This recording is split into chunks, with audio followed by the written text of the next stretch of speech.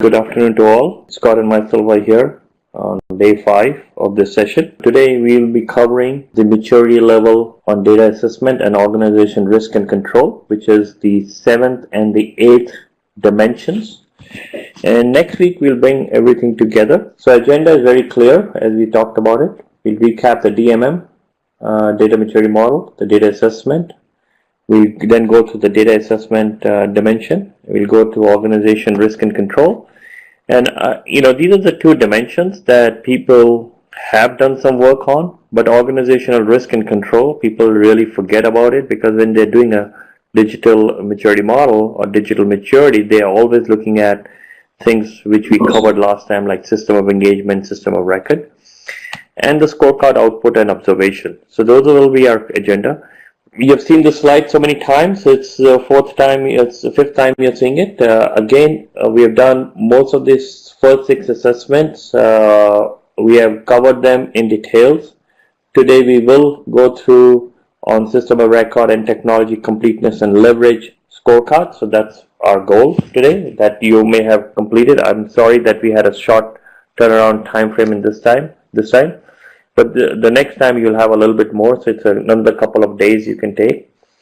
Data assessment and organization risk and control are the 2 dimensions we'll cover today, which you will then go through the process of assessment over the week, over the next couple of days. So by Wednesday close of business, we would like that so that we can do the compilation of results.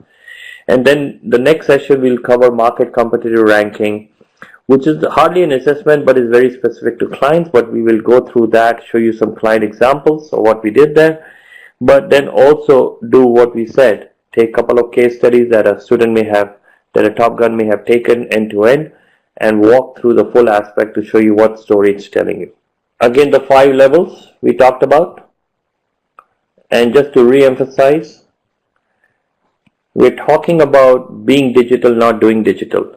Doing digital is very opportunistic, and that's what the assessment allows you to do. Being digital is where you get the value, and where your DNA, your culture of the organization is to actually provide actionable insights, do very focused marketing, needle in the haystack or aspect marketing, using analytics to drive your performance, and doing quick and agile development so that you can meet client needs.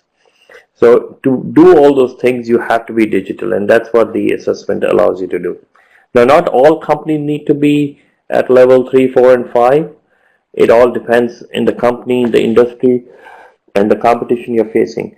But by and large, if you're not at level 3, 4, or 5, the chances of disruption and someone overtaking you and taking your market share away is very high. So one has to be very wary of that. The technologists who build digital tools and weapons will become the most critical talent in organizations. So I think this is an incentive also, but I think as a technologist, if you build the digital tools and weapons that allow businesses to flourish, your talent will be recognized in organizations. So that's a differentiation in the marketplace. Doing it the old ways is not going to work. So every time when we come in, we actually present a new visual to reflect on what the value of a digital maturity model is. All right, the 7th DMA dimension, I'll turn it over to Scott. All right, so good evening to everybody. This is probably one of the most interesting of the dimensions that we do. And so, and I say that because it's probably one of the most requested. And we have done this across hundreds and hundreds of people in many different organizations. I think because business intelligence is such a hot topic these days, that is the reason why this dimension has been so important. We've really been able to help a number of clients to develop their data strategy because of the scoring and the answers to the questions inside of this dimension. So this is one that we're kind of excited about explaining how we measure things and how it gets used. Because all of you are consultants, I don't need to probably sell you on the concept that data maturity is really critical in any organization. I think the problem today is that most organizations, although they are doing efforts to be very good at business intelligence or big data, most organizations still are nowhere near what they could be, and nowhere near what excellence would be. And so you can only explain that to an organization when you can show them a scorecard and show them that, hey, you were not able to answer yes or true or in a positive way for a number of these questions. And so this is also one of the dimensions that when people answer the questions, it really helps them to understand how far behind they probably really are. And so we get a lot of comments on that from people, that by just taking this dimension and answering all the questions, it gave them a much clearer picture on what it means to be mature at using data. Now, obviously, we base some of what we do in the DIKW framework, which again I hope everybody is familiar with. And so it's the whole model of that when you move data to information to knowledge to wisdom, you are increasing the value of the knowledge. And so that's a bit of the framework that we used here. But we also mixed it with our data model, and we're going to show you what the data intelligence model is, just so that you also understand the context of some of the questions. Okay, let's go to the next slide.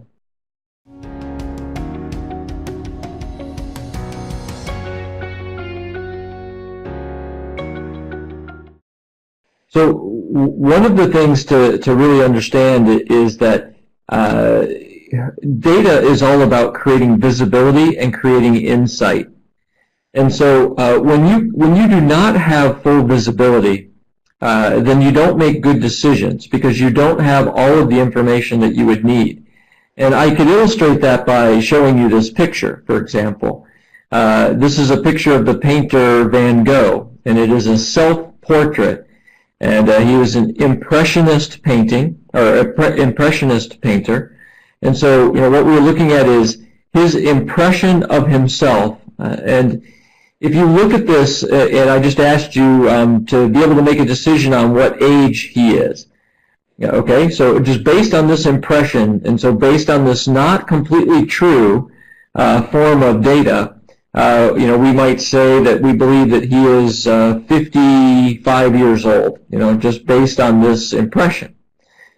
But if I clean this up and we show you the graphic, with the true picture of what he looked like when he painted this. Go ahead, Sanjay. Look at this graphic and then say, does this change your mind as far as how old he is? And now you might say, oh, well, he might only be 35 years old, not 55 years old. And so this is what the importance of data is when you have a better access to data, when you are better able to use data to create insight and to create true visibility into what's going on, then you make better decisions. And so that's again, I'm just, what we want to do is just give you some of the foundational things that we did in how we asked the questions that we asked in this scorecard. And so, we could have just sat and asked questions about, do you have a data warehouse? Or, have you ever built a data lake? And there are a few questions in there like that. But what we were much more interested in is, what is the organization's sophistication or maturity level with even understanding how to gather data, how to analyze data, how to visualize the data, so that it's easy to be able to understand what the truth is and to give total visibility to their employees. Okay, let's go to the next slide. So the model that we're always trying to get people to understand is that when you have accurate data and you are able to see the truth of anything, then you have insight that your competitors probably don't have. I'll give you an example. When it comes to customer data, there are a lot of people that will gather large amounts of customer data so that they understand their customers. But what they won't gather is information on the people who do not buy from them. So in other words, they try to maximize all of the data on people who are buying from them without understanding why people don't buy from them. And if you don't understand that, then it's difficult to really increase your revenue, because you know why you're selling to people, you know why they bought, and you know when they might buy more from you. But what you don't know is the other 90% of the world who did not buy from you. You don't know much about them. And so there are many examples that we try to get people to understand. It's like if you really had the true data of why the 90% did not buy from you, and you understood the truth of that, well, then you would have insights that your competitors just don't have. And so much of understanding how to use data to get value is understanding how to see the truth. And we want to make sure that when we are doing this assessment, we are helping our clients to understand how far away are they from being able to really have true insight or to be able to see the truth with a capital T. Okay, let's go to the next slide.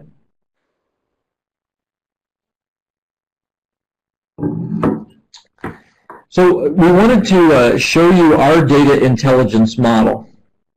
And we use this model very successfully in this maturity system to help leaders especially understand all in one graphic what it is that they should be trying to do with data. And we do this by building up a pyramid of how this gets done. So the first thing that we explain is that data is a raw material, so obviously there's underlying data, and if we just took as an example 4 different types of data. I think what we're trying to show you is the data intelligence model, which is how our assessment model for data maturity has been built, right? So these are the kind of things that we try to understand. On the left hand side, you see the data evolving to wisdom, data, information, knowledge, wisdom. And I think we need to all understand what business are we in. So in the financial services business, I always tell people we're in the data business. Data flows through the assembly line, and out comes in either information, knowledge, or wisdom. So it's the accuracy of the information, the timeliness of the information, the insight of the information that helps. So to get insights, and that's what we are saying that people need to get to, the data needs to tell them a story so that they can do something about it, and it should provide them with insights. So we're saying that the way you do this is you marry 4 types of data. It's existing data, collectible data from the marketplace, third-party data that you may buy, and partner data. So once an organization understands that there is all of the underlying data, the next stage is the data harvesting stage. So how do you actually acquire the data? What are the methods? What are the types of technology? Are we using ETL to move data from one place to another? Are we using APIs to grab data in real time? But you have to be good at data harvesting. The next stage would be data architecture. So once you are harvesting the data, you have to put it into something, and so data architecture becomes critical. This is, of course, where an organization has to understand clearly we have data warehouses, data marts, data lakes. What's the best way for them to actually have data. Then after the data architecture stage, there's the data alchemy stage. And the data alchemy is really, it starts to be a change, because data harvesting and data architecture are typically the area for IT. But what happens when you move into data alchemy is you now have to create the value out of the raw material. And so in this case, we're going to use things like building rules on top of the data that are constantly watching the data. We may start playing around with data science and having data scientists on staff to be able to get the the value out of the data architecture. We may even be doing data mashups, at this point. And so the data alchemy stage becomes very critical. What we see a lot in the scoring with the digital maturity is that you can have an organization that might have done well with data harvesting or data architecture, but when it gets to data alchemy, their scores start to get a little bit lower. Then we get to data storytelling, and data storytelling is being able to take data analytics and visualize them so that you can very quickly understand what it is that the analytics are telling you. And so when somebody just creates a grid of data, although that grid of data might show you some interesting patterns, it's also very difficult to see the pattern. You have to really study the grid, as opposed to when you're using a pie chart or bar charts or a color. So when we talk about data storytelling and data visualization, we're going normally way past bar charts and pie charts to some of the more modern and more aggressive types of data visualization. And so that's the whole data storytelling layer. And then the next, of course, is insight. So if you do everything else right, if you have identified really great sources of data, you're doing a wonderful job of harvesting that data and then getting it into architectures that are well built, and then you're doing a really good job of data alchemy, and you're pulling out the value through analytics and tools like rules and mashups. Then you get into data storytelling, and you make it very fast for people to see what are the insights that they need to see. Then ultimately you get to having full insight, which would now include things like predictive analytics as opposed to forensic analytics.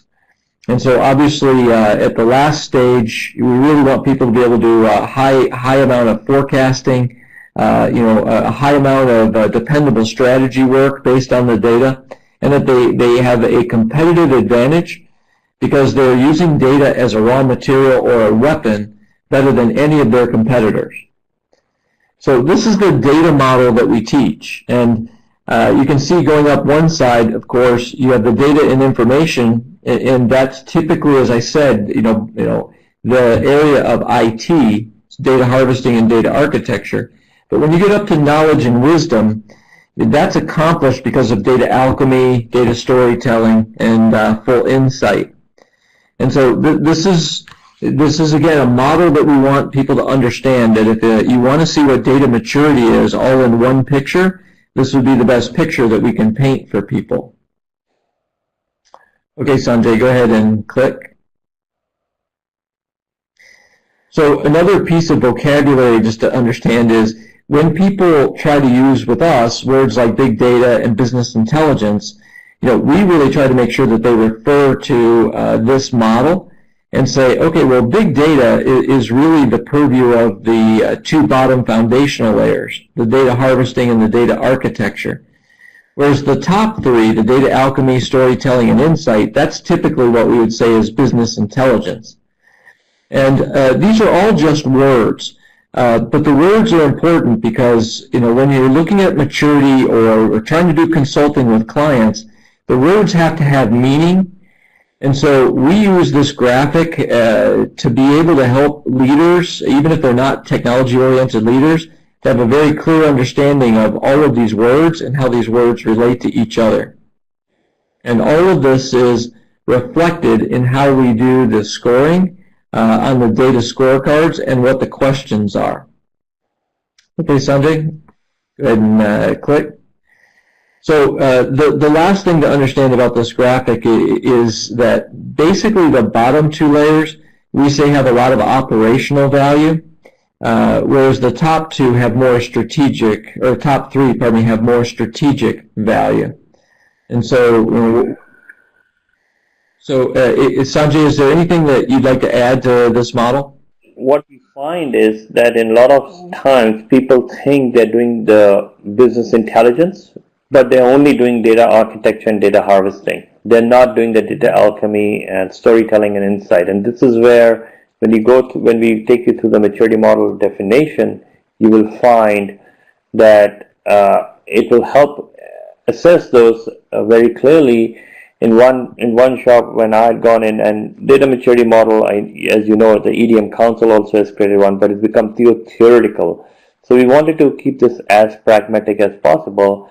And when we go through the various parameters, we will explain where someone was spending a lot of money on data, but where it was getting no value, because when the assessment was done, they were lacking on the strategic value, the business intelligence, though they thought they were doing business intelligence. So this is probably one of the best diagrams I've ever seen to explain the data hierarchy of going into insights. If you're not going to be in the strategic value and business intelligence side, you will be disrupted, because then there's no point on doing big data. There's no point in collecting the data, because then what you're doing is you're becoming data obese. And when you become data obese, what happens is that you collect a whole lot of information, you hire people to maintain it, you spend money on the resources of systems to sustain it, but there's no value coming out of it. So you never want to get into data obese side. So always have some aspect of what you want, what insights and what storytelling you want to get into, so that you can act on it and make it a business perspective. Over to you, Scott.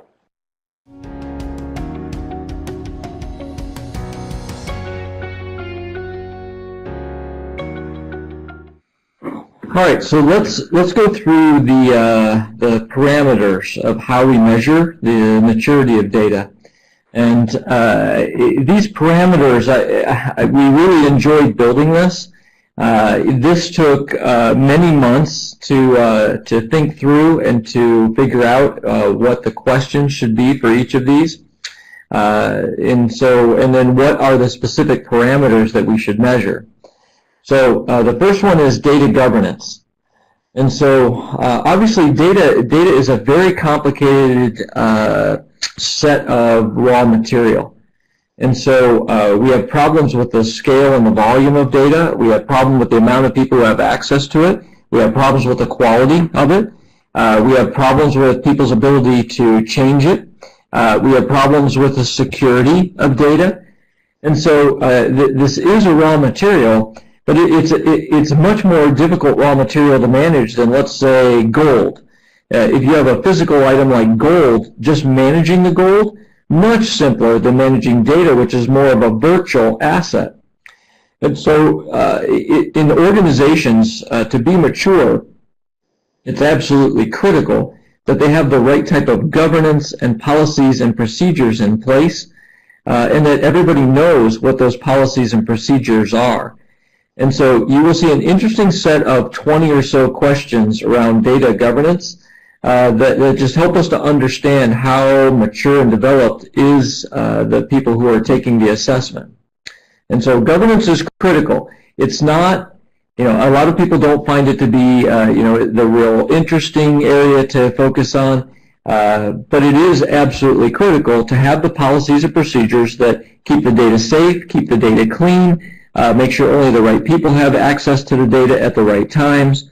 And so that's where we start, is gaining a good understanding of how mature is an organization's data governance. All right, the second parameter is architecture and functionality. So obviously you saw in our model that the number 2 base layer is data architecture. And all of us who do consulting work or have ever had to design any type of data structures, you know how important the architecture is. If we're going to be able to do the analytics that we need to do and have the full insight that we're going to have, if we're going to have security, if we're going to be able to flow data to the right place at the right time, then data architecture becomes critical.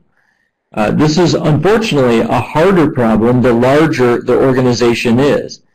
Smaller organizations do not struggle as much with data architecture. They have less data and less sources of data. In some cases, they may be younger, and so they don't have the historical years and years worth of data. That's very different than when we walk into a multi-billion-dollar organization that is 80 years old, that has data spread out for decades, and and the data is, it could be just one form of data. For instance, customer data might be stored in 6 or 7 different places. And so what we're measuring here is not only just, do you have a good data architecture structured for you, but also, what is the functionality of that architecture? So are we flowing data to the right place at the right time and doing all of that automated? All right, the next parameter is one everybody should understand, data cleanliness and hygiene. And cleanliness and hygiene are not exactly the same thing. And so we look at those differently, and I'll explain the difference between those two. But one of the things we want to understand for sure is just how clean is the data, how clean does the data need to be for an organization to be able to use the data well. Now the difference between cleanliness and hygiene, cleanliness for us is the data accurate? Right? Is it spelled correctly? Is it filled out completely? Do we have all the data? Do we have all the fields filled out the way we should have? Hygiene has more to do with is the data built so that we can use it? A good example of this would be if we have a field where we're tracking male, female, right, gender. If we have one database and it has gender as M and F, and then we have another database where gender is written out M-A-L-E and females F-E-M-A-L-E. And we have another one where the gender is just 1 and 0. Right? Then we have a hygiene problem. And so, although we might have many different systems that track male and female, we can't put them together and analyze them appropriately. And so we're looking for everything from is the data accurate to is the data complete to does the data have good hygiene across all the data systems. The next parameter is optimized volume. And you heard you heard a minute ago Sanjay make a comment about data obesity. So data obesity, of course, is referring to we have too much data. So we've created what's called the fog, right? Or we've created so much information that we're not even using that it actually stops visibility. It makes it harder to see the insights that we actually want to see. And so optimized volume would mean that the organization has enough data to have full insight, but not too much data and not too little. So they're not missing critical data, nor are they gathering way too much so that they obscure the truth. And so that's what we're measuring for here, is the optimized volume of data within the organization. Okay, let's go to the next parameter. So the DIKW homology balance. This one's a little bit harder to explain, but it's very critical. So we explained homology earlier, but let's just go back over that. Homology is the integration of humans and technology to get something done. And so when it comes to data maturity, what we're looking at is when an organization either has more technology than it does people who can use it, or it has more people who are very good at technology who do not have the tools. And so what we're looking here is the balance of does the organization have many really good data tools, or they've got the software is in place, the architecture is in place. They've got every tool imaginable to be able to get analytics, to be able to do data visualization. They just don't have people who know how to use it. Or are they on the other side? They have a lot of people who understand clearly how to do data intelligence, but they don't have the right tools or they don't have the right architecture. And when you walk into almost any organization, it will be one or the other.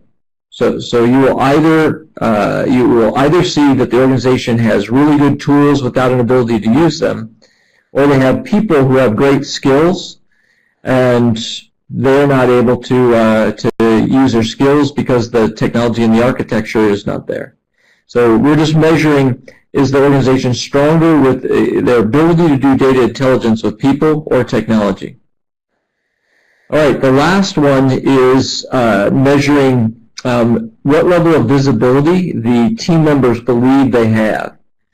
And so this is really the most critical thing about data maturity, is do employees, do team members have the visibility into what they need to see? So, can they see all of the information to help them make decisions? Or are they having to make decisions by instinct because they don't have all of the information that they need to have? And so visibility is really just an index. We think about it as an index where we can start to use analytics to see, do people have what they need to have to be able to make good decisions? Or are they missing information? So if you look back at all 6 of these, you've got 6 very interesting angles at which to look at data maturity. We're looking at governance and then what are their policies and procedures. We're looking at their architecture and functionality. Have they really architected things well? How clean is their data? Do they have the right volumes of the raw material? Not too much, not too little. We're measuring, are you better with your skills and talents or better with your tools, so that we have a good understanding of that. And then ultimately, how much visibility do people really have, which is probably the most critical measurement of all. And so it's a very interesting way of looking at things. Now, I will let everybody know, we could have had 7, 8, 9 parameters. We could have added many more. But every time you add more parameters, you add complexity to this, and we already have a model where there are hundreds of questions here, there's over 100 questions just to ask about data maturity. And so what we found was these were the 6 best things to ask questions about in order to help you understand what maturity is. All right, Sanjay? Thanks, Scott. So I think, as Scott said, that this is probably one of the most critical elements of the full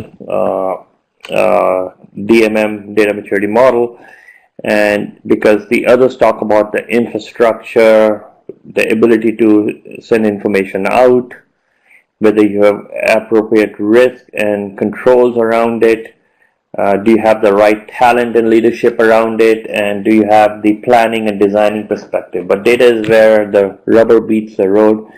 And yes, we could have gone through and added a lot more, but then it would have become a theoretical exercise. We didn't want to do that because you want to have actionable insights, just like we said. But just going through some of the elements that Scott talked about. On the data governance side, I want to give you some examples. This is one of the things that came up, that we need to have data governance. So you have all done data ownership, data stewardship, ensuring alignment. But things like, whenever you have a data problem, you don't fix that problem. You fix the root cause that's causing the problem. The ability to measure that, the ability to say that, do you have an institutionalized process to fix the problem as opposed to fix the transaction, is very important, because you don't want to repeat that mistake all the time. Data governance also looks at data quality and ensures that data quality is being checked along the way as opposed to in the back end. So there are toll gates, quality toll gates built into the process as opposed to in the back end. And data architecture and functionality, very important that not only is understood, but we also understand the business architecture element in it. You've heard of lakes, you've got a big lake, small lakes, all those kind of elements. These are all theoretical words. The question is, what do you want to achieve? How do you want to achieve it? And what do you need to achieve it? So the data architecture functionality is very critical, so that you get access to the information so that you can actually run your analytics and get actionable insights.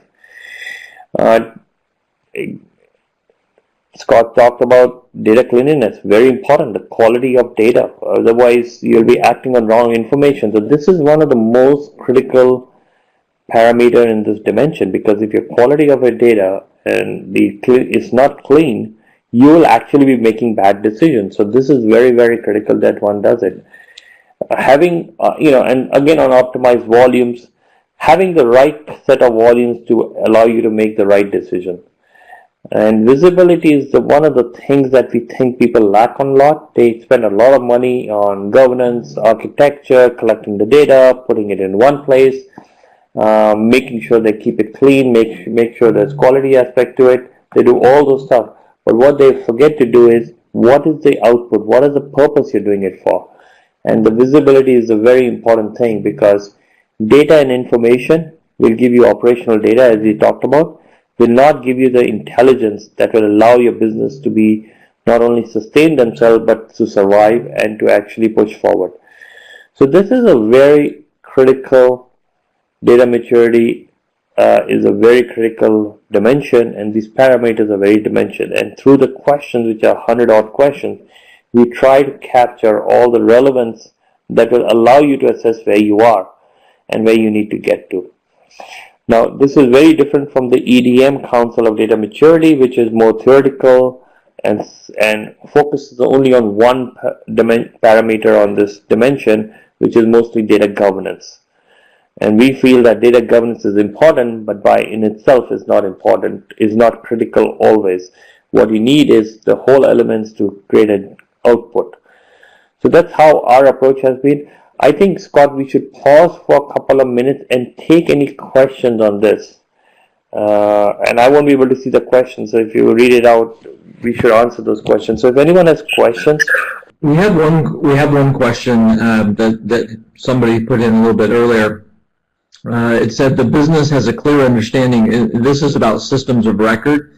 So we just have to step back to systems of record, but I want to address the question. It says the business, this was a question I think that we asked, and somebody wanted to ask a question about the question we asked. So we asked, the business has a clear understanding of what factors and behaviors drive systems of records costs. And then the question is, this is where the systems of record assessment, what does this mean?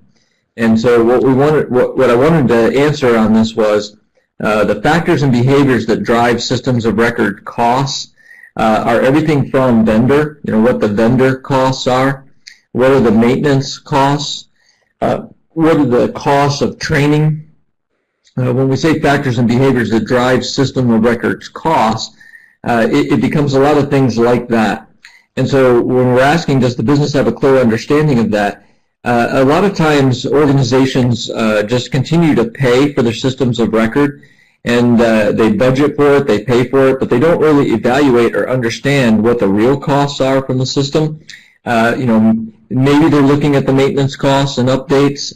Maybe they're looking at what the ongoing training costs are, but a lot of times they aren't. Moreover, a lot of times they don't look at what's the cost of a system that is getting older. And so, we have a client right now that's running on a 15-year-old ERP that's been end of life, and they're just really starting to understand the costs now of running on this end of life ERP. And so they're concerned about how much it costs to replace it, because it's going to take, of course, 2 years and lots of money. But they're just now getting a handle on what are the factors and behaviors that are driving the costs in the system today. For instance, everywhere where there's not automated functionality, they have to have a human being that is doing that work. So anyway, that's the answer to this question. When we're asking, does the business have a clear understanding of the factors and behaviors that drive system of record costs, that's what we're referring to. So good question. We have a question on data. So this question is, once you have data, we don't know how much it is converted into the right information and inferences. Is there a parameter that measures an organization's satisfaction on the right amount of information that they could deduce from the data? So good question, because what we have here is really measuring policies and architecture and then visibility. We don't have really the measurement that you're talking about, which is what is, do they have the right amount of information to deduce what they actually need? And so we probably don't have that exact thing. We probably have a couple things that are close to it. But you're right. The organization needs to be satisfied as far as having the right amount of information to be able to get what they want from the data. So, I mean, we have the optimized volume, and so you'd probably see some questions that would be close to what you're looking for in the optimized volume parameter. But what I would suggest is just, we will give you the links to this assessment as soon as this session is over. Just, look at the questions in that optimized volume and see if that gets you close. But again, one thing we want you to understand is there's no way to measure every single thing that we would like to measure. So a lot of times we would argue about adding more and more to these assessments, and then we would have to cut some things out. And even things that at times we thought, well, that would really be good to know. But, we already have an assessment that overall is 800 questions. And so we're just trying to find the balance between having the most sophisticated and professional way to measure, which we believe we have, without having it have so much that clients were scared to even take it. So if I want to add to that, so the visibility is, I think, it's how you take the assessment, right? So if you were to take the assessment where the technology group does this and then the business group does it. The business group, when they go through the visibility aspect of it, when they go to data cleanliness, hygiene, and data governance parameters, in addition to volume, they will be able to assess whether they are getting visibility, because they will be able to see whether they have been able to make an impact from the client perspective. So in a way, it's subtly there, but it's not a direct question, because if you ask a question directly, people will say yes most of the time. But the question is, when the business people say, do they get enough visibility out of this? Can they see facts clearly? Can they see an impact to the client, to their operations, to their cost, to their potential to service their client better? I think when they ask a question, the business, if they answer that to no, then it's not creating the business value that you want. So in a way, it's subtly there. It's how you take the assessment. The assessment should not be done by only technologists for this one. It should be also done by the business people. Just wanted to add to that. Over to you, Scott. Okay, another question is there a weightage given to each of the 6 parameters, or are all considered equally important while gauging the data maturity of an organization? We do not weight the parameters against each other. That was something that we discussed. It just was difficult for us to believe that some of these were more important than others. But it's a good question. If we would have had, let's say, 10 parameters instead of 6, then I think we probably would have started to weight them against each other. But what we tried to do was only take parameters that we thought were really critical. And so we chose not to weight these in the scoring for this dimension. Good question. No. And then we have the last question is, can the data maturity questionnaire shared or discussed with customer? All the points that mentioned here are valid for my customer. And so, yes, I will tell you as a process, yes, we use the questionnaire or the assessment and discuss, all the questions and some of their answers with the customer as part of our consulting process. And so if you're asking, can you use what we're showing you here to talk with your customers, yes, the purpose of this course was to help you understand all of this, and, hopefully some of this will help you be able to be a better consultant with your customers and clients. But I would tell you, from our standpoint, we will take, for instance, all the questions in the data governance. And we might sit down with the client and go over these questions and say, look, you answered yes to these and no to these, and here's the problem with the ones you said no to. And so, we find this assessment to be a great tool just to provide a good discussion with our clients. Okay, Sanjay, do you want to move on to the improvement approach? Again, what we've been doing with each one of these, because you asked early on, was to just share with you it's very simple ways that we use these assessments to help an organization to improve. And so here are 6 steps that we will use. And I have a client right now that we are getting ready to do this process with. So the first thing is you have to choose the owner of the data improvement efforts, right? So we always have to have an owner of, is it a team of people or is it one person, but who is responsible for improving the data utilization? And so once we identify who that owner is or the team that will be the owner, then we do the assessment. And the assessment, of course, provides what the gap is. So in other words, the gap between what leading their industry is and where they are. So where they may have scored a 2 instead of a 5. And so once we have that assessment, we're able to then sit down and spend maybe 4 or 5 hours going over in detail the assessment with the people who are going to put together the program for improvement. Then we will create a list of the immediate things that we can do. And we're going to look at those in 3 different areas. We're going to look at what are the data structure improvements that we could do, what is the available data we could go get that we're not getting today. And so a lot of times that might be customer data we could ask for, or employee data we could ask for, or third-party data we could go get. So, but what's the additional data that we could go get that we just don't get today? Then the next thing we will always do is put together a really good training program to try to move people towards the self-serve model of business intelligence. So this is the training is oftentimes one of the most important things that is hurting an organization's ability to be mature. And so these are the first 3 things that we normally try to figure out improvements. How can we improve the data structures so that they're safer and we have better access to the data? What's a new available data we could go get so we have a larger pile of data or larger inventory of data? And then we train people to use the tools in a much better way.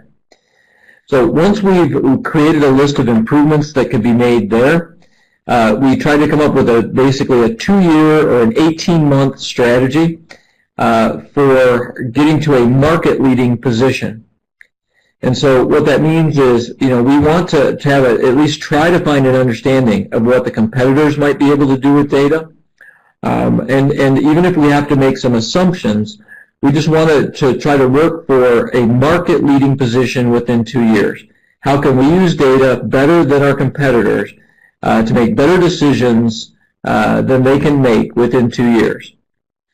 Then we're going to actually develop some key performance indicators, or how are we even going to analyze that? So how would we know that we have better data than our competitors? So we're going to try to figure out some analytics that would tell us that we are headed in the right directions.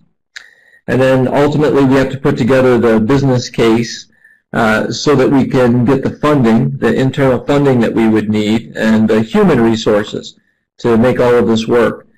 And so again, I know none of this is magic, but these are the steps that we go through. Anytime somebody says, hey, we want to improve what we're doing, is we find out who the owner is, do the assessment, try to improve these first 3 things, develop a 2-year strategy, right? Develop how we're going to measure it, and then make sure we go get the funding.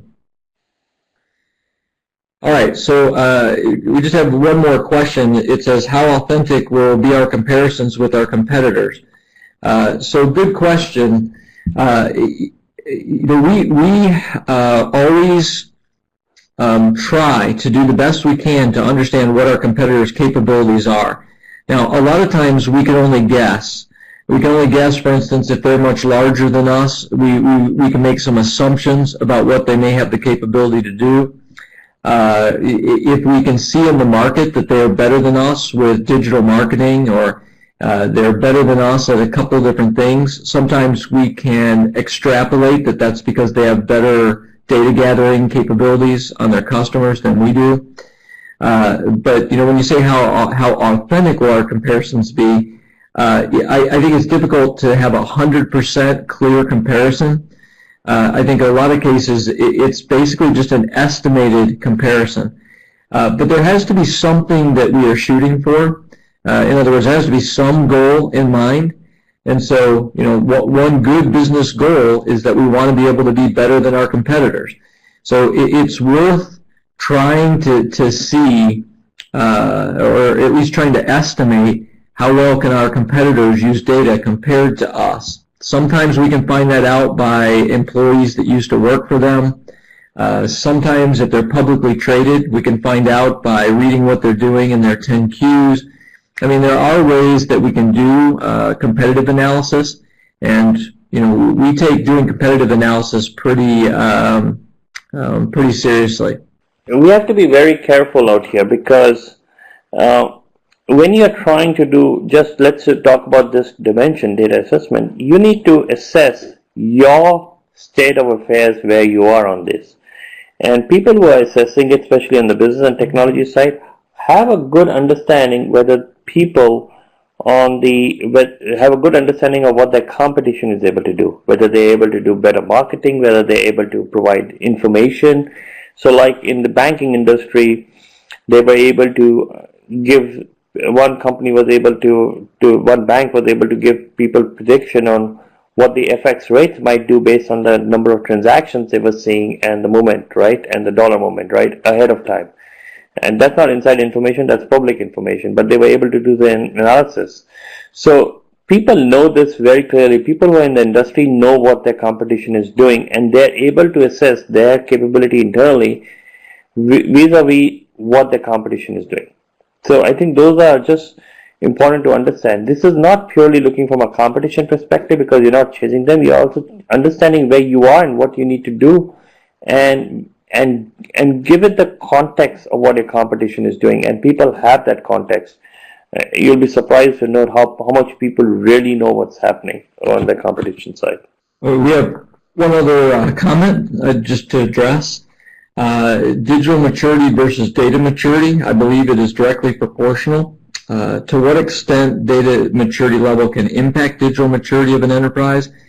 And I completely agree with this comment. I know that Sanjay does as well, is that it's impossible to have digital maturity without data maturity. I mean, data is the underlying asset that makes digital work. It just is. And so if we're talking about the Internet of Things, all of the data coming off the devices is what makes the devices important. It's not the devices themselves.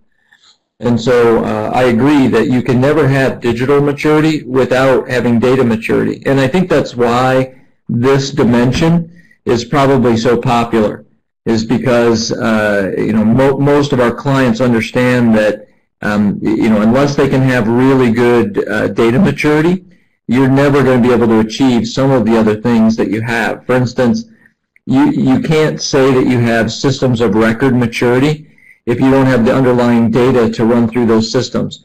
If you talk about systems of engagement and customer experience, there's no way to provide a great customer experience today unless you are doing well at handling customer data. So I think your comment is right on. Okay, so just to kind of wrap up a couple things on data. We're always curious because of this, this truth that data underlies everything in digital, why organizations don't work harder to see the truth. And just a comment that we're able to kind of show through this assessment is today the answer to this question is a lot of leaders still like to make decisions by instinct. And so they love to just be able to use their experience and their instincts to make decisions without really referring enough to the data.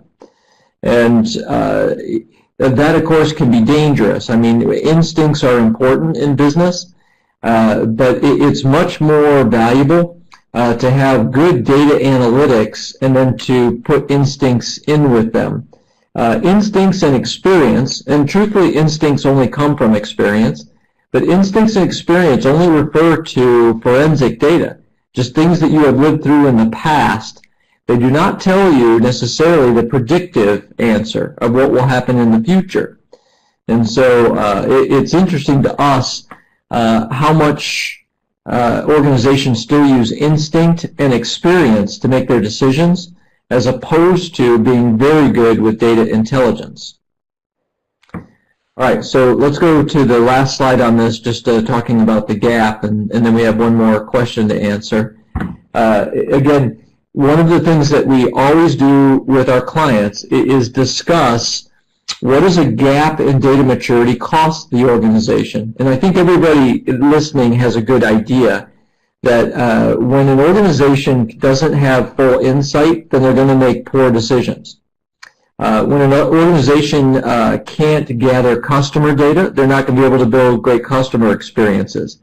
When the data is not clean, then of course bad analytics are going to result. When there's missing data, then there's just functionality that we're not going to be able to provide. When you don't have policies and procedures, then you have a lot of chaos when it comes to how data works. And so the gap between a 2 and a 5 or a 2 and a 4 on the data intelligence dimension is a very critical gap for an organization that needs to be closed quickly. All right, let me address this question. Knowing there's a deluge of data in almost every organization, are there AI tools in the market that can scan through databases and see how much data is actually used intelligently? It's a very good question. I haven't seen a lot of AIs that are built to do that. I think what I do see sometimes is organizations are doing auditing of the BI tools, and they're seeing how much people are using the BI tools. So even things as simple as they'll put a tool in like Tableau that will do data visualization, and they'll buy 50 licenses. And they'll go back and they'll do a lot of auditing of how many of those licenses are being used and how often. And so, that's at least, trying to help the organization understand, are people using the tools that they have available? What I haven't really seen is an AI that can go through data structures and really look at how often data is accessed, much less is it being used intelligently. I don't even think today, we would probably have good analytics on how much data is being accessed or how often. We have audit. We have audit capability in databases that would just tell us who's touched data and who hasn't. But I don't think we've gotten to the point of being able to understand who's using it intelligently. But it would be a really good product, an operational tool to have something that would do that. All right. Anything else you want to say about this dimension, Sanjay, before we move on? Just one more thing to your last question. You're absolutely correct. But there are some evolution of stuff happening right now, collecting various data from social media, making sense out of it, applying AI. And the question is, why can't those tools be used internally to collect all the data and to make sense out of it? So, to create using AI. So there is a lot of work being done in that space, and because if you can do it from the external sites, make sense out of it, and make and correlate them and provide insights to people, then you should be able to do it from the internal aspect. As you all, and a lot of you would be aware of Mahindras in India. Mahindras have been trying to build a database, customer database at their corporate level, which cuts across all the companies, so that they could actually provide insights, but also start leveraging that information. And they have not been able to do it. So they're looking at AI tools also on that aspect. Just wanted to give you a context on it. Over to you, Scott.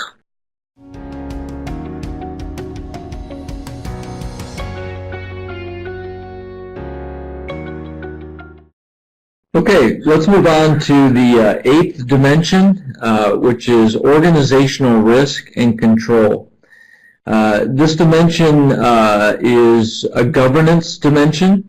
So the reason that we believe that this is so important is because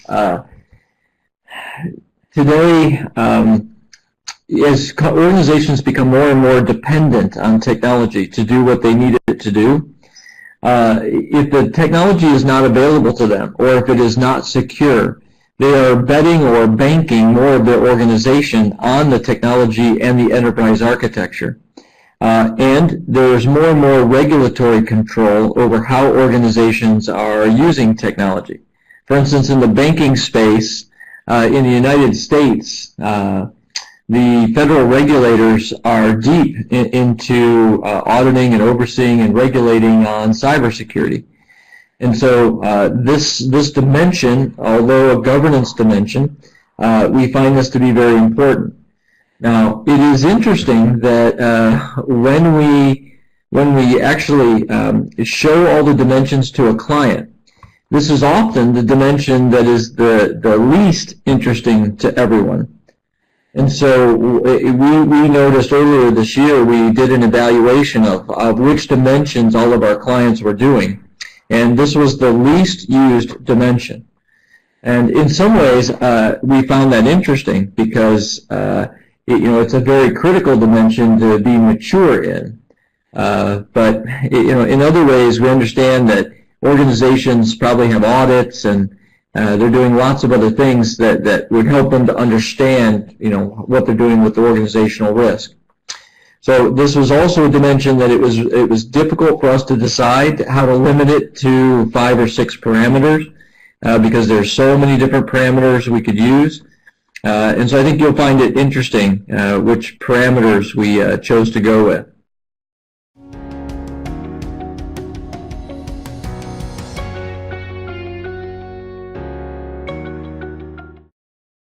Okay, so the parameters on this start out with the one that's very basic, of course, which is cybersecurity. And obviously, cybersecurity is one of the growing and critical areas of risk today. Probably some of you are getting involved, as we are, with what are called ERM programs, Enterprise Risk Management Programs. That is a phrase that is coming up every day for me in the consulting work that we do. I do a lot of speaking to boards of directors, and at board level and at executive leadership level, we have a lot of people worried about ERM, the Enterprise Risk Management. And so what we did was not try to deal with every risk, because this is a digital maturity, so we're only working with digital risks. So that's why you see no questions here about financial risk or operational risk. We are only looking at digital risks. And so the first up is cybersecurity. I obviously, because this is getting to be more and more of a growing area of risk, the scores here are pretty critical. We have considered actually making this parameter have even more questions than it has today. And so, in other words, instead of just having 20 questions on cybersecurity, we've evaluated maybe asking up to 40 questions. Because we always want to try to make the parameter be as accurate as possible in showing people where their strengths and weaknesses are. But I'm sure you all understand cybersecurity, so there's not a lot that we need to talk about on that parameter. The second parameter, the technology availability, this is basically has to do with uptime. How well can the organization keep all of its technology services available to users? Can they provide users well into the field and make sure that there's high amount of availability and uptime? Is the performance level acceptable to people, whether they're in the field or whether they're in a building? And so what we want to do here is just look at what is the risk of being able to keep the systems up and available to all of the team members. The third parameter, disaster recovery and business continuity. So it's how mature is the DR and BC plan that the organization has in place. And if any of you have done consulting in this field, you know that a lot of organizations say they have disaster recovery, and that means they talked about it a year or two ago and came up with a plan. But they haven't really revisited the plan. They don't keep it updated. They don't train everybody on it. The new employees don't know about it. And then, of course, there are other organizations that are really good. They take this very seriously. They practice it routinely through the year. And so we're just measuring here the maturity level of the organization with their ability to withstand or recover from some type of disaster. And again, we're looking at this mostly from a digital viewpoint, although some of the questions do bleed over into the business side. The fourth dimension is all about compliance and regulatory maturity. So, we're asking questions here about, how much regulatory control does the client have? And if they do have a lot of regulatory control, what type of processes do they have put in place to make sure that they've got compliance?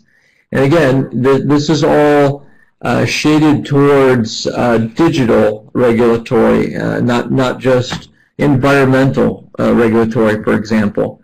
We try to stay within what we're trying to accomplish with a digital maturity assessment here. And so we don't try to ask all kinds of questions about compliance outside of technology. And then the last one is a critical area of risk, the innovation risk. And of course, innovation risk is what type of R&D program or research and development program does the client have put in place around technology? Are they constantly innovating with technology within their industry? Can they manage the innovation risk so that they're never 2 or 3 years behind their competitors with some type of innovative product or innovative use of technology? I will mention to you the first and the last parameter here, cybersecurity and innovation risk. When we work with boards of directors, and when we are helping them with their ERM, with their enterprise resource management, there's a lot of research that shows that boards and executive teams spend way too much time on operational and financial risks. That's where they spend the vast majority of their time. And they spend way too little time on security and innovation risk.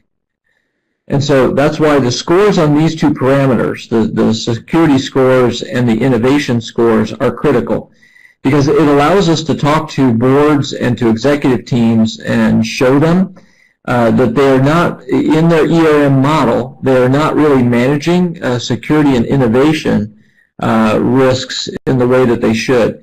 These usually fall under what are called the business strategy risk area. And so as opposed to operational or financial risks, these are business strategy risks. And they get the least amount of time for some reason, but yet if you look at all the research, they're the ones that are most likely to injure an organization today or put that organization out of business. And so when you see an organization that has millions and millions and millions of dollars in losses, a lot of times it's because of either a security event or because a competitor has out-innovated them. Yes, there are some disaster recovery issues, but those are actually much less by volume than cybersecurity or an innovation risk issue. So those are the parameters we use. Sanjay? Yeah, yes, I think a whole lot. I think this is one of my favorite dimensions. And over the last 8-10 years, it's becoming very, very critical and discussed at the board level. If you understand now, operational risk is evaluated, technology risk is evaluated, 3 lines of defenses are evaluated, and based on that evaluation, the organizations are instructed to keep a certain capital to meet those risks. And whenever you park away capital which is not being used, equity capital, what happens is you're losing revenues. So it's become very, very much a carrying cost, and the carrying cost has been decreasing as people have been putting in processes around it. And I just want to go through some of these parameters and talk a little bit about it. As I agree with Scott, the first and the last are probably the most critical, but on cybersecurity, the aspect is not being preventive. It's not being defensive, it's being preventive. So how can you create capabilities that allows you not to fall into problems, right? So example, the target thing, the JP Morgan stuff. But in cybersecurity, our parameters also, our questions also try to assess how easy it is to get the needle in the haystack. And all these attacks that happened on cybersecurity, they were already there, and they were fostering in the system for 6-8 months before they were detected.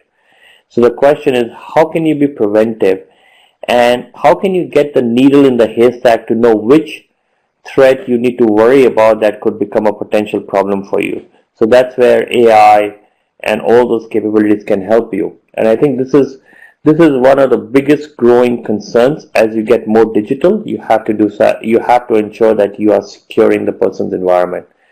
Technology service availability is a classic example where, and I'll give you the example of BNY Mellon. It's public news, where a year and a half ago, because of technology failures, they were not able to reflect fund values for almost a week, 4 days actually, if I'm not mistaken, and they were fined over $800 to $900 million. So, and they had to incur certain losses. So that there's a clear cost on not having technology available. Now again, do you need technology availability to be 100% 24/7 for all processes? No, but the critical ones, it has to happen, and it has to work at the time it's supposed to work. Disaster recovery and business continuity, everyone focuses on it, everyone does a good job, but a lot of people fail it. And the reason is very simple. People do not look at operational and business continuity. So technology can be backed up, you've got redundant data centers, you've got redundant databases and everything else. But the knowledge added in people's head, the transaction that they're processing that is on paper, those are not captured anywhere. So how do you ensure business continuity business continuity in it, which is operational oriented also in addition to technology? It's a very, very important thing to understand. You can recover technology, and people have done a very smart job on it. But business continuity goes far beyond that. It's far beyond technology. And I think that's what we try to capture through our questions. How have you paid attention to it, and are you doing something about it? Now, of course, the continuous operations is the best thing to do, where you have two simultaneous operations and two simultaneous locations processing the transactions or doing the operations, but sometimes that's easier said than done. Compliance and regulatory, you know this very well. A lot of companies got MRAs, and I'll give you one example on the compliance aspect. There's a supplier risk management, which you guys are all concerned with, which the SEC and OCC has issued, which lays on the ground rules on compliance as it relates to any time work is shifted out of a certain legal entity to another legal entity or to another company. And there is a governance aspect to it and everything else.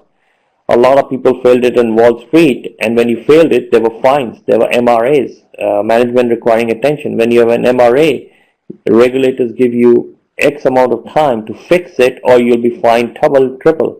So even though you may not get fined the first time around, you have to spend enough effort, enough time and resources, money, and divert your management attention in fixing those problems. When you do that, there's a very big cost to it.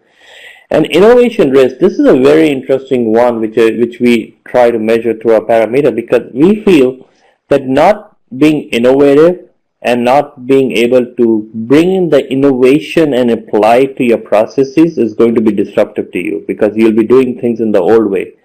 But what's more important out here is, and if you look at it 2-3 years ago, everyone jumped on the bandwagon and saying, I want to have an innovation center, and I'm going to participate in all technologies that are happening. So classic example in financial services, they got involved in RPA, they got involved in blockchain, they got involved in R3, they got involved in a whole lot of stuff. But 2 years later, they're struggling with innovation obesity. What has happened is that they've invested all this money, they've got great ideas, but none of them apply to them, and none of them they can even bring into their processes today to actually make an impact from a strategic value perspective. So the question is, you have to have a good understanding of what innovation to participate in and what not, and how does it align to your business strategy and what you want to achieve. So that becomes very, very critical, and that's what some of the questions that we ask in the dimension helps us to evaluate that. And of course, you have to manage this risk. Not being there is not good. Being there is sometimes not that good, because you're there. So I always say, instead of doing busy work, let's do business work. So we have to get involved in those innovations that allow us to sustain business value, not busy value. So I'll keep quiet. If there are any questions right now, we should ask that question. Otherwise, I'll turn it over to Scott. Okay, so Sanjay, the next slide, we in one of the, I think the first session, we talked a little bit about financial justifications for some of these, and we haven't been doing it all the way along, but we wanted to show you this slide again. We had showed it in the first session. But for each of these dimensions, you can make a financial justification of why it's important to invest in improving this this dimension. So, obviously, when it comes to managing risk, if you have a data breach risk, or you've all heard about, what happens if a disaster material impacts an organization. Those risks can not only cause an organization to go out of business, they can also just cripple a business.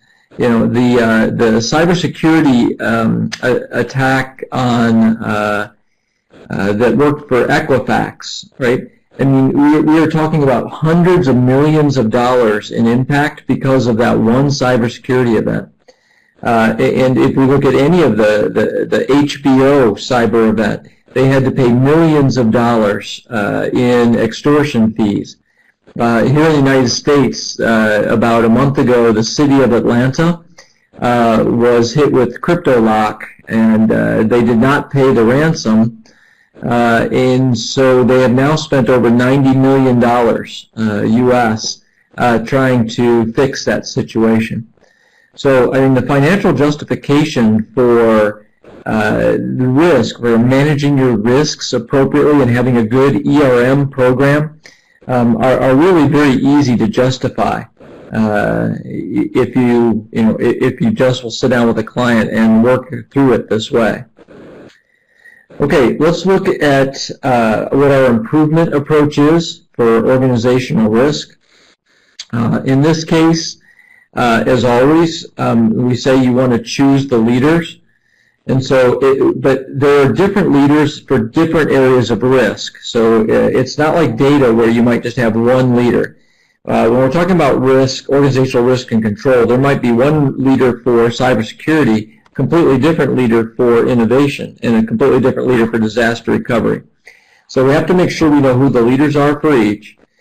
We have to have, normally we will have the leaders come back and present what they feel like the consequences are of a negative outcome in each of their areas. And so that's an easy thing for them to do. We just tell them you need to come back with a 5-slide PowerPoint or a 10-slide PowerPoint that shows what the potential negative consequences are in each area of risk, just so that everybody is fully informed on what the potential risk is. We also, by the way, want to integrate insurance into that. So when we are studying what the potential consequences are, we also want to understand what have we insured against. Then we want to basically look at the delta between what is the organization's approach today for how they're doing risk mitigation versus what they might want to update. And we especially like to get the board of directors and obviously the executive team involved in understanding this delta. We do this, for instance, all the time with cybersecurity. So, we often are helping a board of directors or an executive team see the delta between where they are today with cybersecurity and their scoring versus where they might want to be. And, of course, that gap allows us to, build a plan that can then be presented to the board. And that plan will often include adjusting insurance, adjusting operations, adjusting policies and procedures. And so, it's a combination of those things that will lower the risk.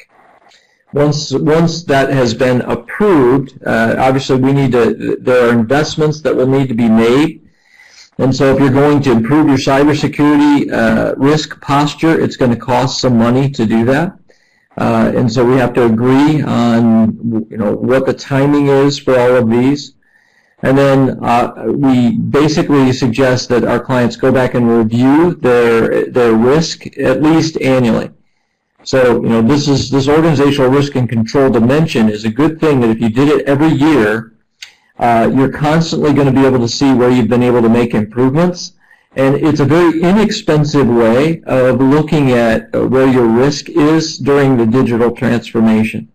Now, we would suggest that organizations do this for their entire risk portfolio, all of their enterprise risk, but we at least want them to do it for technology and for the digital side of the risk that they are in.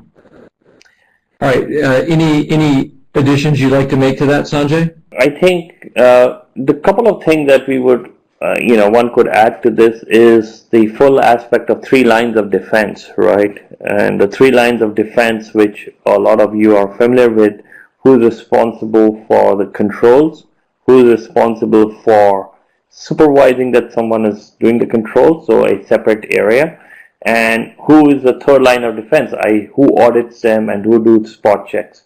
Those 3 elements are also another thing that I found very, very powerful in the improvement approach, especially when you look at technology risk. It's got about 8 to 10, 12 elements. The question is, everyone creates standards around technology, right? But today, and the way how people assess technology risk is incorrect, and that's being changed. The reason is very simple. They try to audit the methodology that you're using, but there are so many methodology, whether it's a waterfall methodology, agile methodology.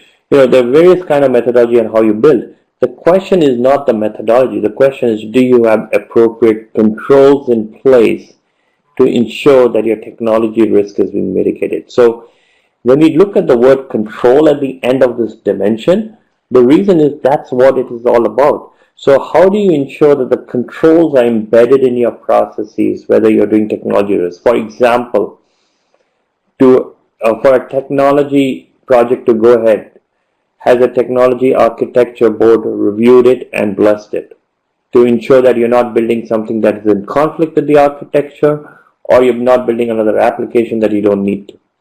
Those are the controls that are embedded, that a first line of defense or a project manager will have to follow. But the second line of defense needs to make sure, do spot check that this is happening over and it's happening frequently and people are not missing it. So those are spot checks. And there's a self-assessment process now come out, and known as RICSA, risk control and self-assessment, where organizations are forced to saying that these are the controls they're aware of, these are the controls they're following, and this is the evidence of it, and they have to sign off every quarter or every month on every quarter or biannually based on the 25, the 5x5 grid of the risk. So I think it's very important to understand that there is a lot of progress happening in this space and what you need to do out here, and it's very important to actually embed that into your improvement processes, because that's where the industry is going, and those are the evidence that the regulators are looking for, the clients are looking for, and the aspect that various other vendors are looking for. So in your example, as you provide services to others, you're subject to SaaS, assessment too. You have to self-certify that you're meeting all the controls that the organization uses, that your clients uses, as a way to tell their regulators that they have got control over end-to-end processes. So very, very critical. This is a very important dimension, and I've not found many evidence of people doing really understanding and assessment around it and understanding gaps. So this is when we were creating the 9 dimension, we thought long and hard and saying, to be digital, you need to ensure that you have the appropriate controls in place in addition to cybersecurity. And that's why it's very critical that this dimension actually is looked at very closely. Over to you, Scott. Okay, let's go to the next slide. So what we do with this dimension is we sit down with leaders and we really try to get them to understand that they need to be more proactive about managing some of these risks. Now, A lot of them manage the risks. It's just that they don't always do it in enough of a proactive manner. So everywhere where we are able to show weaknesses in how they manage risk, that's where, Sanjay, go ahead and change the slide. That's where we really try to get people to understand the value of proactively doing it. Cybersecurity is probably the best example of this. If we look at cybersecurity and we kind of have a leader follow this model, and we say, okay, well, you need to get the right people involved, including vendors, if you're even going to have a shot at managing cybersecurity risk. Then you need to collect the right data as far as where's the risk coming from. Is it coming from competitors, from hackers, from your own employees inside? And then you need to be able to kind of analyze and map out, okay, well, where are we on these risks? Are we at high risk, low risk, and how well have we defended ourselves against the risk? Then you need to be able to plan what are the policies and procedures and audits and everything else that we're going to have that are going to help us to mitigate the risks. Right, all the way through executing, communicating, and then auditing to make sure that we're constantly improving. But if leaders don't look at managing risks proactively, then obviously they end up managing risks because bad things happen to them. I don't know how many times we've seen, for example, when somebody loses data, has data theft, either from a hacker or from an employee. Well, then they want to spend lots of money and time and effort to make sure it never happens again. And we are constantly trying to remind leaders, well, the idea would be to make sure it never happens at all, not just, fix it once you actually figure out that it's been broken. All right, so let's go to the next slide. Again, here we're always talking about, with a leader, what's the gap between a 2 and a 5? And I say that because that's the kind of scoring that we'll often get is they're at a 2 or a 3 with how mature they are with managing risk. And so we always want to discuss with them, okay, well, what is it costing you if you're a 2 or a 3 versus a 5? And obviously what it's costing them in a lot of cases is they're carrying a lot of risk. If nothing bad happens to them, then no one will ever know that they've mismanaged risk. But if something bad happens to the organization, a lot of times the leaders get fired. And so, they need to understand that's, when a board of directors or a bunch of owners or investors, when a leader has made a mistake because they have not managed risk appropriately, normally the leader is going to be let go. And so we just want to make sure leaders understand that not only can the organization be hurt tremendously, the leader's job is on the line when it comes to managing risk. Okay, if anybody has any questions on organizational risk and control, please feel free to send in the questions, and we'll be glad to answer those. And while you're thinking about questions, we will move on to just doing a quick review of the scorecards from the last 2 dimensions.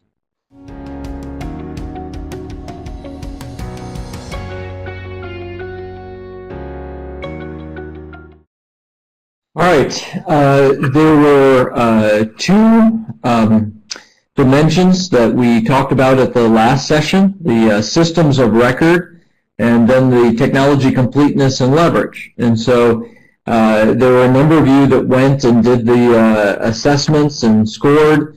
And so we just, again, wanted to show you the scorecards and just comment on a few things. The same thing has happened that we have seen before, which is there are a number of people that just selected yes for every answer. And so because they did that, it throws off the scoring. Then there were other people who actually, we could tell they scored it based on a case study or they're based on a customer or a client. And so it's okay. It just throws the scorecards off a little bit. So, for example, here's the overall total organizational score for digital maturity assessment. And so, we have 5s for everything except for the business process alignment, which got a 4. We don't have really foundation penalties because, again, people either scored all 5s, which is not realistic, or they scored it accurately in that they would say no or yes to some of the early questions and then no to some of the later questions, and that just means we have no foundation penalty, which is fine. But what you will see is a variance, and so you might notice the variance is pretty high. The reason the variance is high is because we have people who just scored 5s and said yes to everything all the way through, and then we had other people who scored what they were trying to score it accurately or according to a case study. So that just caused us to have a high amount of variance. If this was a real scorecard that we were doing with a client, we would address the deviation. So we would look at that variance and we would ask, okay, why do we have some people that believe we're a 2 or a 3, and then other people who believe we're a 5? And we would probably break it down by department and try to see if the variance was by department or was the variance by title. Because sometimes what we will see is the executives answer either very optimistically or very pessimistically versus just the team members. And so anytime we see a variance number this high, we would usually seek to discover why the variance number was that high. Okay, let's go to the qualitative. So we're going to show you 3 different qualitative scores. And so the qualitative scores, again, these are people's opinions, and they always help us to learn more than just the quantitative, but they also, in some cases, verify the quantitative scores for us. And so in this case, if you look at the system modernization qualitative scores, okay, so we're just looking at that one parameter, where we're looking at system modernization, which is the first parameter in this dimension. Here are some of the questions we asked, okay, and these are all on 1 to 10 scales. And so we said, how successful have you been at upgrading your systems without causing major breakage? Okay, so in other words, on a scale of 1 to 10, how successful were they? And so it came out as 7.92, so almost an 8. And so we would look at this as a qualitative score and say, this is very good. Then the second one is trust in data. So on a scale of 1 to 10, what is your trust that reports coming out of the system accurately reflect the details of the business? And so again, we have a 7.5 here basically. And so we have a little bit of a delta between 10, but people generally trust the data coming out of their systems and the reports. And then the last one is how many months from first deploying a new business capability until you trust that they're stable and working correctly. And this was 7.62. So in other words, we would look at these 3 together, which are 3 completely different questions about system modernization, and we would say that the client is doing a pretty good job of system modernization. Now, their score was a 5, best in the industry. And so, we would just look at their quantitative score of 5 and these qualitative scores, and then we would just see how aligned they are, and then if they caused us to want to do any work in this area. If this were a real scorecard, then we would not be too worried about focusing on system modernization, because they said they're the best in the industry on the quantitative, and on the qualitative, their scores are relatively high. All right, if we look at the next qualitative, so now we're looking at a different parameter, okay? So in this case, we're looking at the business process alignment, and then we're looking at operational efficiency. And so by looking at this, we see some other interesting things. So these are just examples of other qualitative scores that we got, and these are under the completeness and leverage. But just showing you how at times when the scores are lower, so this is another scale of 1 to 10 where we just ask the question, how difficult is it to reconcile reports coming out of your different systems? For example, transaction counts between your website and your ERP system. So in this case, the score was a 4.85. And so we had a number of people who did not score this so high. And again, this tells us then if we saw a quantitative score under operational efficiency that was really high, which we did see, but the qualitative score is lower, then we know that there's some issue because the qualitative does not match the quantitative. Or if you look at the qualitative question above this one, right, the willingness to outsource, how satisfied are your users with the organization's ability to add new capabilities quickly? You can see that the vast majority of people said somewhat satisfied, which is not bad, but we had very few that said very satisfied. And so just trying to give you examples of how using the qualitative opinion questions help us sometimes to see more insight and to be able to check the scores against the quantitative scores. Okay, and then we have a question or a comment, which is the ratings may be relative to what the scorer knows. Is it worth giving examples in the question itself so that the understanding can be uniform?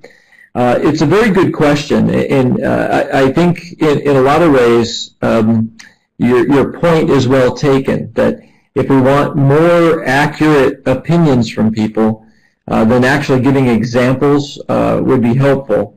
On the other hand, we have had people, when we were doing the analysis of this, that just suggested to us that we ask very simple questions and really just allow people to use their best opinions. And so it's a difficult question, because I agree with you that if we gave people examples and then said, what is your opinion, I think we would get a more uniform understanding, probably.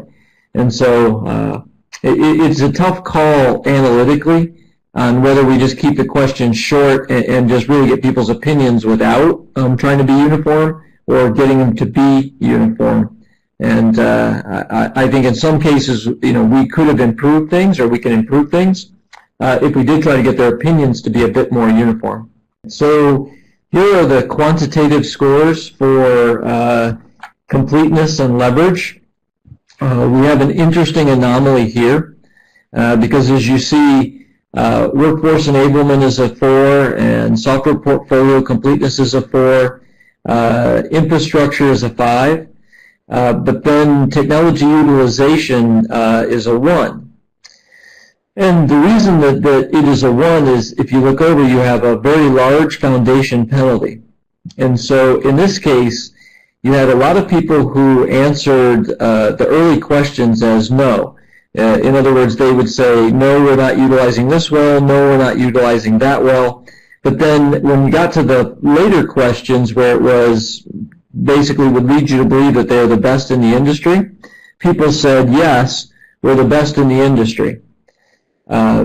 That's why you see a huge foundation penalty like this. We normally don't see foundation penalties that large. Normally they're at the most 20 or 30%. But in this case, we had a lot of people who, when they answered this question, just said, from a utilization standpoint, we're not even doing some of the basic things. But then they said later in the questions, we're the best in the industry, which doesn't make any sense. It's technically possible. I mean, we have had one client that was in a really slow industry, and they were the best in the industry, but they were still not doing lots of foundational things. And so, but interesting anomaly here, just in the quantitative scoring. And so, obviously, when we do the group score, it takes the score down just a little bit from where it would have been because of the big foundation penalty on this one parameter. So this shows 3 of the other qualitative questions under the technology completeness and leverage. And so interesting questions here. So the first one is on the business process alignment. It says, estimate the quantity of spreadsheets which currently exist within the organization to support manual processes. And so this would be, the estimate would be 26 spreadsheets, right? They could be handled in an automated way. And so, again, just an interesting piece of data that if we were to get this in a real scorecard, it would give us an opportunity to sit down with the leadership and talk to them about the high amount of spreadsheets that are being used that are hurting the ability to do automation. And then the next question, again, a business process alignment question. How effective is your organization in translating new business needs into specific system changes that are successfully deployed? This is on a 1 to 10 scale, and it's fairly high. So it tells us that the organization is, doing pretty well. In operational efficiency, though, it's interesting because we ask how frequently does somebody need to update data in multiple systems manually because there's not automatic facility to keep the data in sync. Okay? In other words, we would want there to be automation. Yet we actually had, a pretty high score here of, at least monthly people are having to do this, right? So whenever they close the month. And so this is just something that, kind of highlights for us that when we see answers like this, it really tells us that, okay, we have a lot of things that are not automated that actually could be improved. And we often see, by the way, sometimes with these qualitative answers, that the executives' answers are very different than the team or the staff's answers. And so we're always to see exactly where the issues are coming from. So when we ask questions like this, we want to know if we have very different answers from one part of the company than from the other part of the company. No, I think the only thing I would add to this is that the qualitative scores are a good checks and balance and gives you the... So, when we went through the data assessment, we talked about data storytelling. That's what this does. The qualitative score, along with the quantitative, gives you a story. It tells you where the checks and balances are, tells you where the real issues are. And when you go through this assessment and when you're talking to a client, you can say, yeah, this is where you're standing out, this is what's happening. So these are tools, not tools, but these are kind of variations on how you can actually help to really understand what the client really needs, irrespective whether you use this tool or not. But we're trying to show you on how the questions help you to look at more insights that tells you where they are on a certain dimension and what level of maturity they have and what issues they face and what can be done about it, right? So that's what we're trying to reflect out here.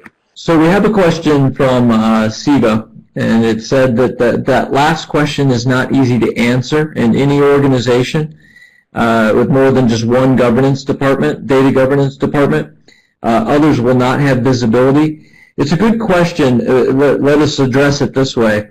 When people take the assessment, we encourage them to answer the best that they know for their department. And so if we ask somebody, how many processes are, done manually across the whole organization, that would be tough for them to answer, because if we are doing the assessment and let's say the person is in HR, they're clearly not going to know what the issues are across all the other departments. And so what we try to do is get them to answer for their department. And by doing it with their department, it helps us to understand a little bit about each of how the departments might be different. Because again, we're doing this with, let's say, 40 or 50 people in an organization. And when you pick the right 40 or 50 people, you get to analyze how the answers are different by department. And so you might see that for business process alignment, the HR department scores high, but the manufacturing department scores low. And maybe the product development area scores high, right? But the accounting department scores low. And so, we're trying to understand from a business process alignment in this example, how it varies across the company. And so your point is well taken. It would be very hard for somebody to answer a question like this across the whole company, but really we just want them to answer it in their department so that we can see the departmental differences. And those were the slides that we showed at the last session, where we showed some sample slides that break the data out by department so that you can see the differences. So just always keep that in mind, that that when you do this for a real client, there will be a lot of other ways to break the data out to see interesting things. And I think these questions are not meant to be easy too, right? Because if they're easy, it won't tell you any information. That's the other aspect of it, right? So we want them to think about the question and answer it as vividly, as accurately as they can. And that's, for us, is the most important thing. And as we can also assess whether they were departmental, whether we had scores which varied at the department level versus global level, we can know those answers too. And that actually helps us to further assess whether the person is, whether it's a departmental issue or whether it's an universal issue across that organization. Okay, if there are any other questions, please send them now because we are coming to the end of this session. We have one more session left, and so at the next session we'll be talking about the 9th dimension, which is the competitive analysis, and that is a very different dimension than the first 8. So we will talk about how we do that dimension and how we use it. We will also then be just closing up because it is the last of the sessions, so we will be wrapping up, talking about the assessments and how to use them, and giving you some more information about how to use these as practical tools and how they really can benefit you from a consulting standpoint. And so hopefully we'll be able to visit with all of you and answer any final questions that we have for you at the next session. And look forward to the last session. Thank you. Thank you all.